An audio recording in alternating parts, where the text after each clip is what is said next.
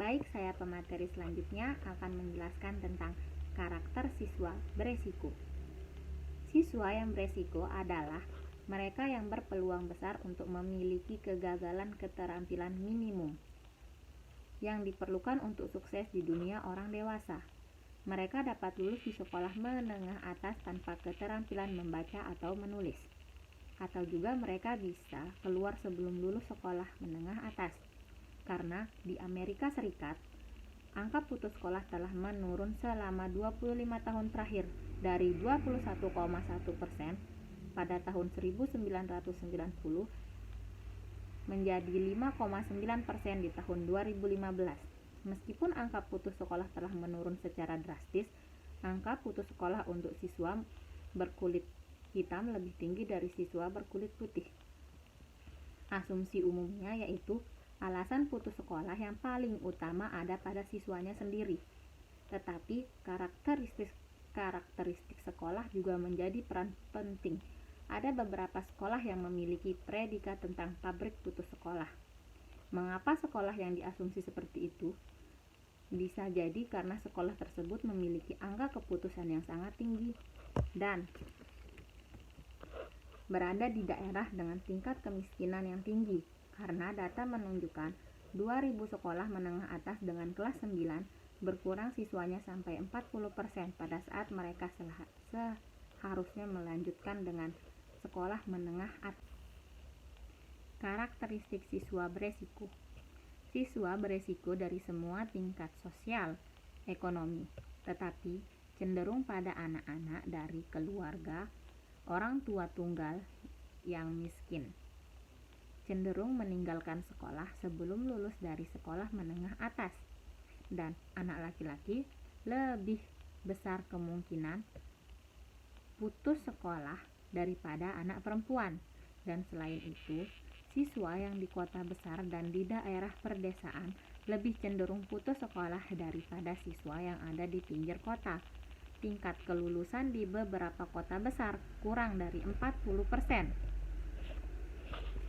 Dan siswa yang beresiko putus sekolah biasanya memiliki beberapa karakteristik, yaitu 1. Masalah-masalah emosional dan perilaku. Siswa yang berpotensi putus sekolah cenderung memiliki harga diri lebih rendah daripada teman sekelas mereka yang lebih sukses. Mereka juga cenderung menunjukkan perilaku serius, misalkan perkelahian dan penyalahgunaan zat berbahaya, yaitu narkoba, baik di dalam ataupun di luar sekolah. Seringkali mereka berteman dan dekat dengan siswa yang berprestasi rendah dan dalam beberapa kasus teman sebaya yang antisosial. Kedua, kurangnya kelekatan psikologis dengan sekolah. Siswa yang beresiko mengalami kegagalan akademis cenderung tidak dapat mengidentifikasi sekolah atau menganggap diri mereka sebagai bagian penting dari komunitas sekolah. Misalnya, mereka terlibat dalam sedikit kegiatan ekstrakurikuler dan cenderung mengapresiasikan ketidakpuasan dengan sekolah pada umumnya. Ketiga, meningkatnya ketertinggalan di sekolah. Putus sekolah belum tentu merupakan kegiatan tiba-tiba dan mutlak. Banyak anak putus sekolah menengah atas menunjukkan putus sekolah dengan frekuensi lebih rendah bertahun-tahun sebelum mereka resmi meninggalkan sekolah. Anak-anak putus sekolah lebih sering absen dari sekolah daripada teman-teman sebayanya. Bahkan sejak di sekolah dasar, selain itu mereka lebih mungkin diskors oleh sekolah dan menunjukkan putus sekolah angka panjang. Kembali ke sekolah dan putus sekolah lagi. Namun, karakteristik yang baru saja dijelaskan bukanlah indikator pasti mengenai akan keluarnya siswa.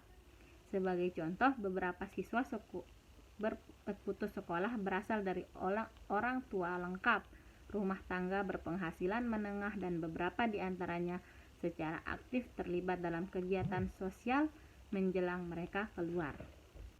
Mendukung siswa beresiko. Siswa yang beresiko mengalami kegagalan akademis adalah kelompok individu yang beragam dan beragam kebutuhan. Untuk itu, tidak ada strategi tunggal yang dapat membuat mereka tetap bersekolah sampai lulus sekolah menengah atas. Namun demikian, praktik sekolah dan kelas yang efektif akan sangat membantu siswa-siswa ini bertahan di jalan menuju kesuksesan akademik dan kelulusan sekolah. Ada beberapa saran berdasarkan penemuan peneliti, yaitu 1. Mengidentifikasi siswa yang beresiko sedini mungkin. Kita mulai melihat indikator putus sekolah seperti prestasi sekolah rendah dan tingkat absensi yang tinggi sejak usia sekolah dasar. Tanda-tanda lain seperti perilaku yang mengganggu dan kurangnya keterlibatan dalam kegiatan sekolah juga sering muncul bertahun-tahun sebelum siswa secara resmi menarik diri dari sekolah. Oleh karena itu, sangat mungkin untuk mengidentifikasi siswa yang beresiko di awal karir sekolah mereka dan mengambil langkah-langkah untuk mencegah atau memulihkan kesulitan akademis sebelum mereka menjadi tidak dapat diatasi. Sekolah dapat mengintegrasikan metode untuk mengidentifikasikan siswa yang beresiko ini dalam sistem data mereka sehingga kemajuan setiap siswa dari waktu ke waktu dapat dengan mudah dilacak. Untuk siswa yang beresiko, pencegahan, intervensi awal, dan dukungan jangka panjang akan jauh lebih efektif pada awal daripada upaya jangka pendek yang dilakukan kemudian hari. Yang kedua, ciptakan suasana sekolah dan kelas yang hangat dan mendukung. Guru dan sekolah yang memiliki tingkat keberhasilan tinggi dengan siswa yang beresiko biasanya adalah mereka menyampaikan rasa peduli, perhatian, dan penghargaan yang tinggi kepada siswa. Ketiga, membuat kurikulum yang relevan dengan kebutuhan dan minat bakat mereka.